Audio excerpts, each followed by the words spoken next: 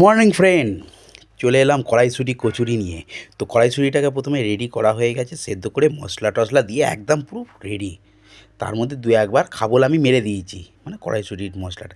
এরপর যে ময়দাটা মাখা আছে তার মধ্যে কড়াইশুঁটির পুরটা দিয়ে দেওয়া হচ্ছে, অনেকটা করেই দিয়ে দিচ্ছে।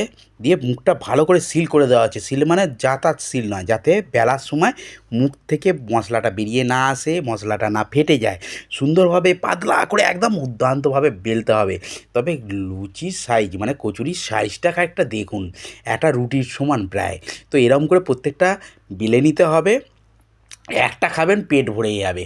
তো হালকা করে গরম গরম তেলে একদম পুরো হালকা করে ছাড়বেন, যাতে না ছ্যাঁকা লেগে যায়, তেলের ছ্যাঁকা। তো যাই হোক, লুচিটা ফুলে গেছে, আমার তো দেখেই লোভ লাগছে, যেন গরম তেলে হাত বুড়িয়েই তুলে নিই লুচিটা।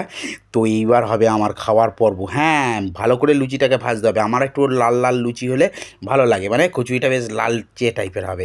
তো খাওয়া আরম্ভ করি। সব কটা দেখালাম, এবার একদম নরম তুলতুলে, কিছু বলার নেই। আহ, অপূর্ব। পারবেন তো চলে আসুন। টাটা।